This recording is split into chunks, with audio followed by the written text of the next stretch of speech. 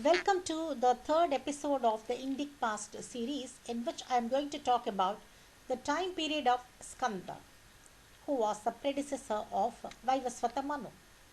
The time period of Skanda can be deciphered from the legends of Skanda's birth from Agni, from Ganga, and from Kritika stars. Skanda legends are many, but when we analyze them all together, we can find a similar thread running through all of them. The similar thread of events are found, but the deductions can be different.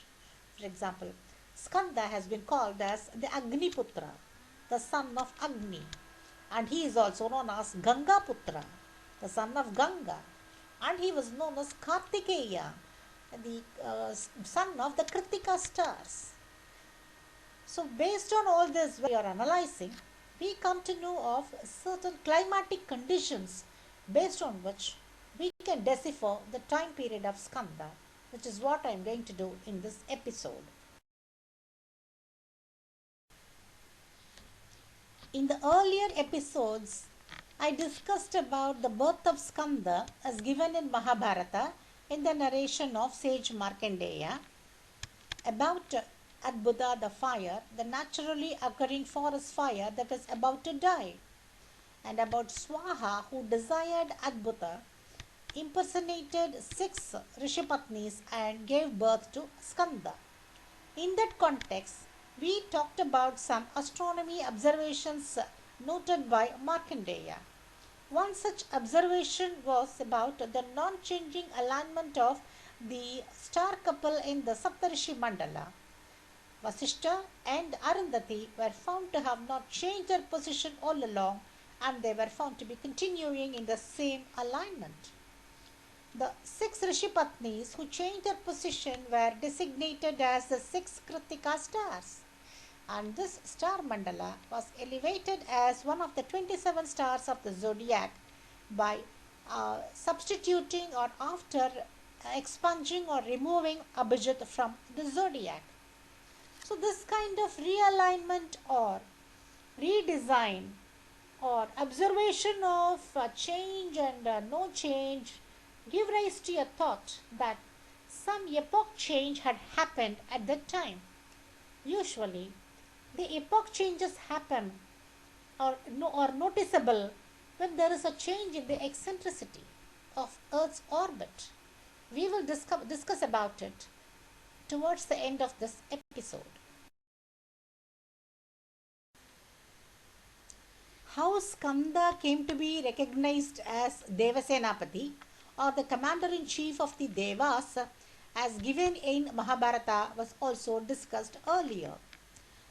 It was about a fight between natural forces in which rainfall or clouds and lightning were identified with Indra.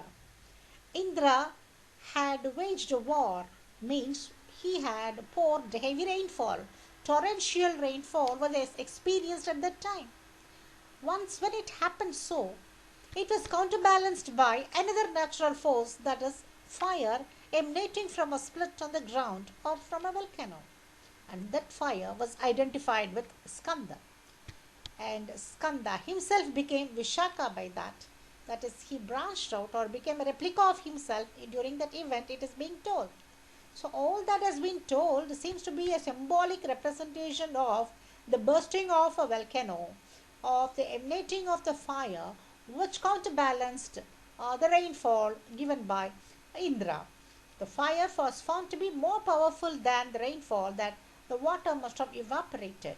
And this made the people say that the fire was greater than the Devendra, so he must be made the Devasenapati. Since Skanda was identified with fire, he was elevated as the Devasenapati. And this place is likely to be Pura Besaki in Bali, is what we discussed in the previous episode.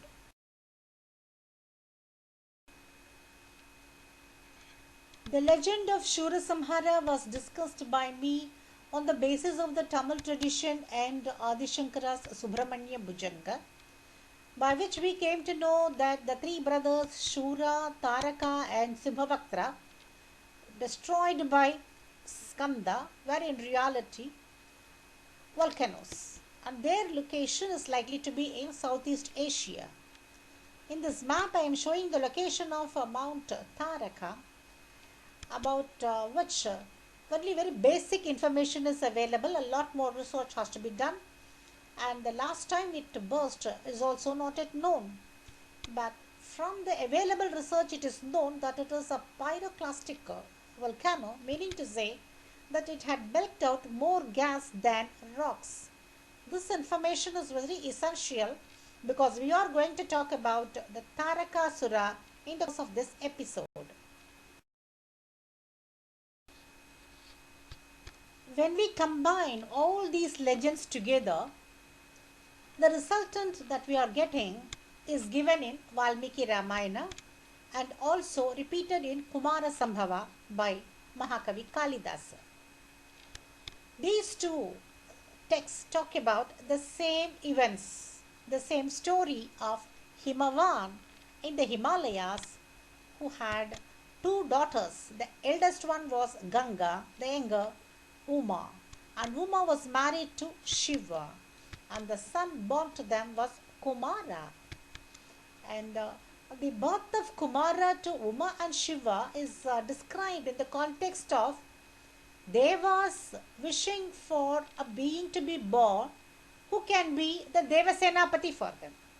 This is the Valmiki Ramayana description.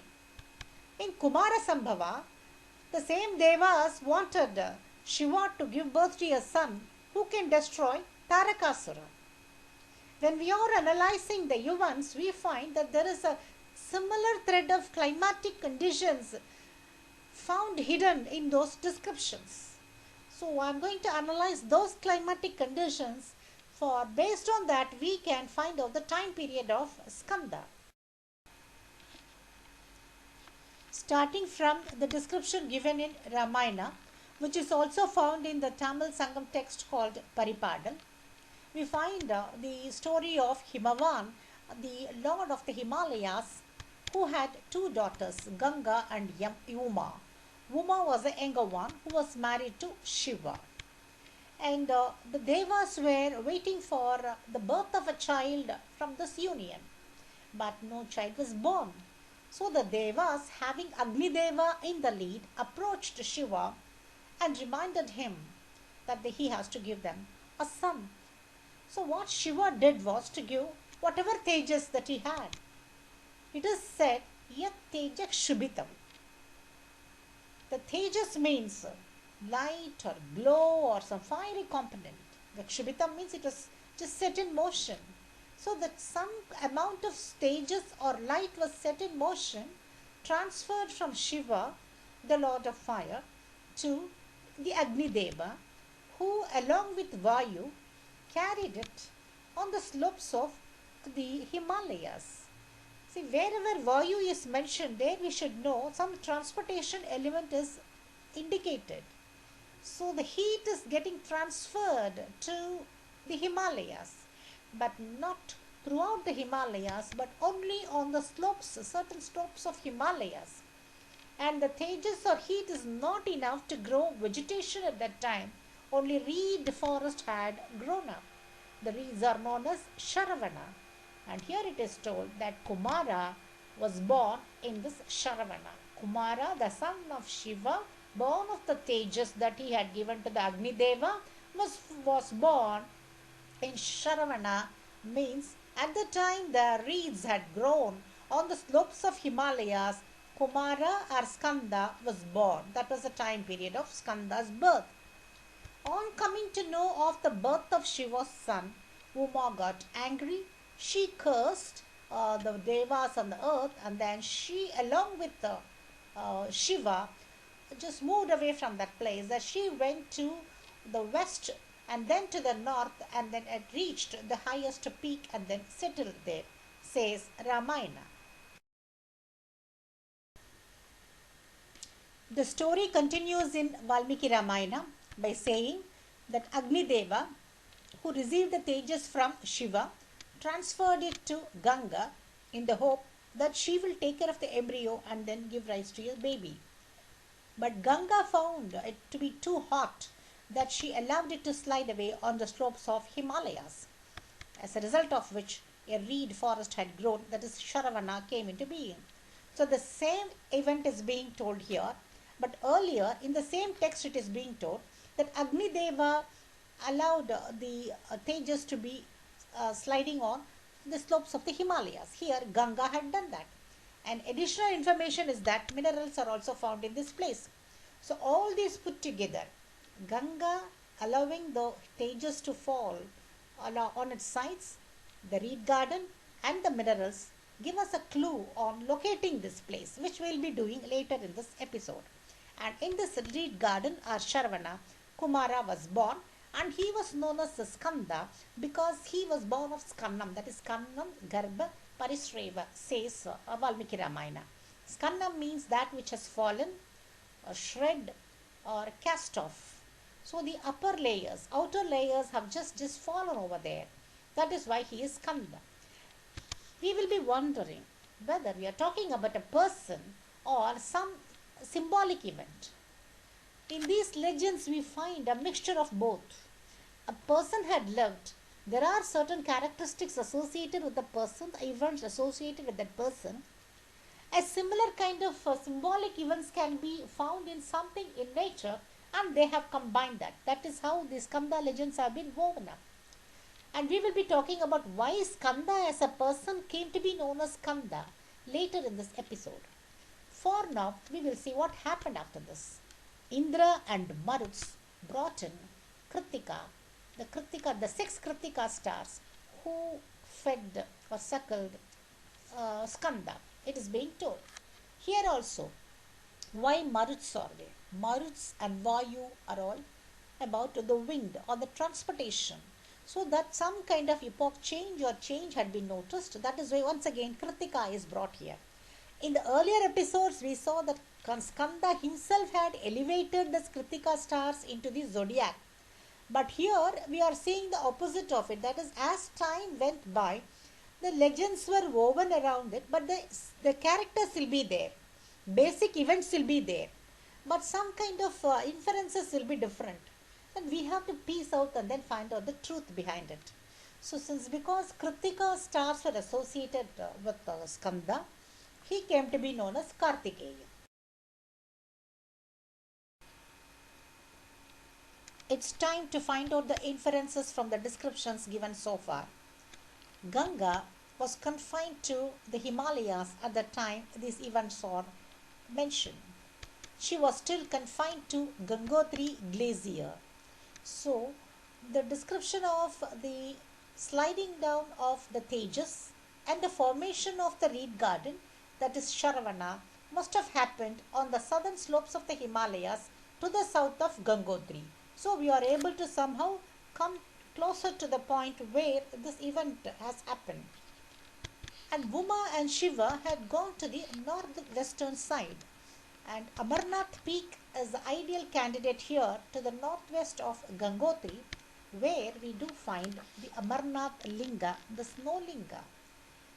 And the climatic conditions must have been alternative at that time, that there was a hope of glaciation followed by deglaciation, giving rise to a child. By child here we mean when a glacier starts melting, it gives rise to a river. That is the child of the glacier. But that was not happening. So there is some alternating climatic conditions that caused this snow-linga to happen to be like this. And this place is known as Parupadam as per the Tamil sources. It is Barbara Desha. It is here the kings of the 3 dynasties of the Tamil Nadu had engraved their emblems and also flown their flags. It was a tradition in those days to stamp their supremacy on top of the peak of the land. And Amarnath was considered as the topmost peak in India in those times, not even Kailash, because Kailash has a specific name like Kuyilalavum or Kailaya in Tamil, but that name is not mentioned. It is only given as Parupadam. So that must have been the Amarnath peak, who must have been equated with Uma, the younger sister of Ganga. Here you are able to see a gradation. Initially, at the end of the ice age, slowly the land started getting heated up. That is, the sun's light started moving towards the north. So initially the region of Amarnath had received some light, but that was not enough. So that heat had shifted to Gangotri region. Even that is not enough. That is why only reed gardens have come up and not full-fledged forests. And this location could in all probability be Uttarakhand, where we do find reed or grass growth in the lower regions and up to 2500 meters. Compared to the other Himalayan states, only in Uttarakhand we are finding the growth of reeds, and also minerals are found in the same region of Uttarakhand. So this makes us think that the location of this Uttarakhand was the first place to have received some solar heat at the end of ice age. But that was not enough to heat up the land or to give rise to more greenery. So this gives rise to a climatic condition of rising warmth, which was replaced by increasing coldness in North India after some time. So initially the heat was felt, as a result of which there was hope of the birth of child of Shiva. Shiva always signified heat or Agni. So the rising warmth was felt initially, which happened at the end of Ice Age, the last glacial maximum. But suddenly some geological event happened, as a result of which coldness once again replaced, and this was known as Younger Dryas, which lasted for nearly 1000 years. That is, in between 12,900 to 11,700 BP, the period of increase in coldness replacing the rising warmth had happened. And that must have been the time Skanda was born. The birth of Skanda and his period was a changeover from an ice age to another age, the Holocene. So the changeover had happened at that time. Such kind of changeovers can happen when there is a change in the eccentricity of the earth. According to the Milankovitch cycles, eccentricity, obliquity and precision are supposed to be the causes for the change in the epoch or in the deglaciation or in glaciation. So the glaciation had come to an end. The ice age had come to an end. That means that is the starting of a new period of or a new revolution of eccentricity of the Earth's orbit is what is being made out from this description. But this is not recognized in Milankovitch cycle, but in one of the astrological Siddhantas of the Indic signs, which we will be talking later. But here we have to get to know that all the description about the Tejas of Shiva being transferred to Agni, then to Ganga, who allowed it to slide on the slopes of the Himalayas, thereby giving rise to a reed garden, had referred to a time period when the rising warmth was replaced by a sudden rise in the cold, which matches with the Younger Dryas days. Let us now see the description given in Kumara Sambhava. The purpose of the birth of Skanda was to destroy the Asura Taraka. Most of the events are the same as found in Valmiki Ramayana only, of Himavan in the Himalayas and two daughters. And here, to facilitate the marriage of Shiva and Uma, a character is introduced, that is Kamadeva. Kamadeva went to the peaks of the Himalayas at the time when sprouts were coming up, some flowers were coming up. So there is some growth of vegetation, there is some hope of growth of vegetation in the Himalayan region at this time. But what happened was Shiva burnt him down fully. That means there is a complete destruction of whatever had sprouted, whatever flowers have come up, that was destroyed is what is being made out by this.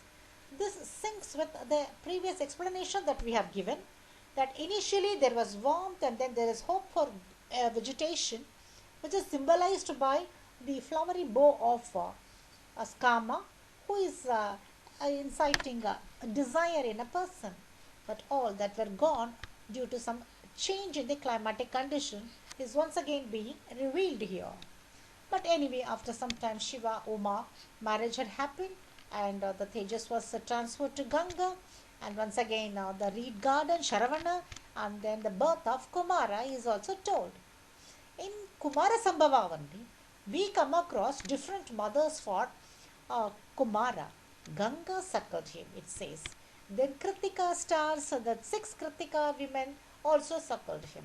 And Agnideva, since because he only brought him, and he is known as the son of Agni, that is Gangaputra, and then the son of the Kritika stars and the son of the Agni Deva.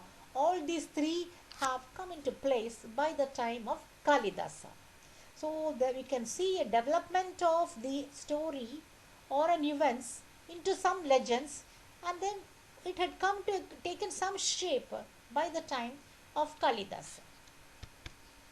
But by then, Shiva and Uma claimed the parenthood to Kumara because Kumara had a designated job of destroying Taraka.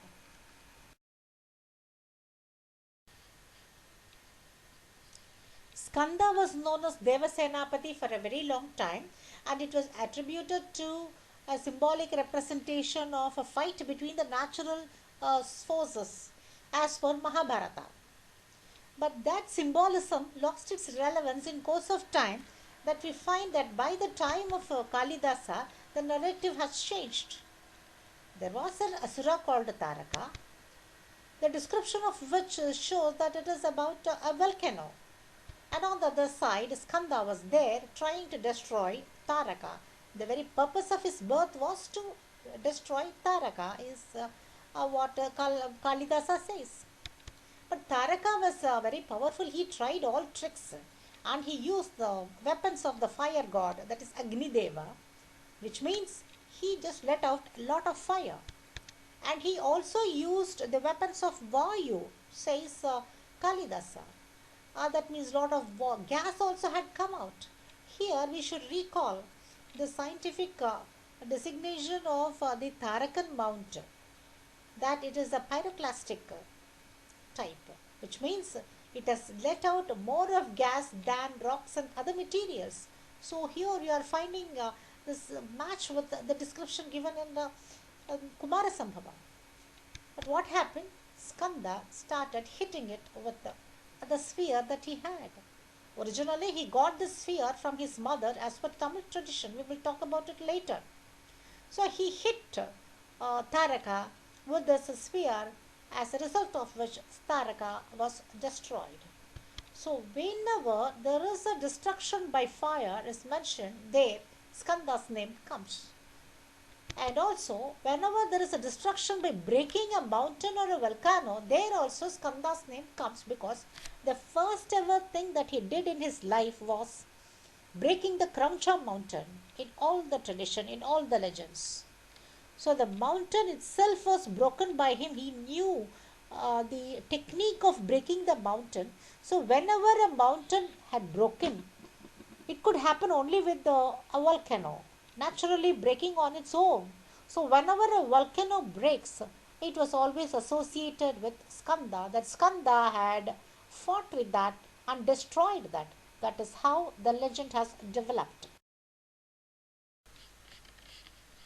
Legends of Shura Samhara and destruction of Taraka help us locate the region as Southeast Asia.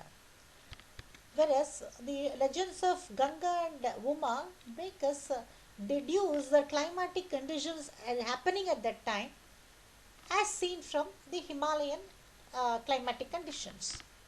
That is, volcano burst could have happened only in Southeast Asia.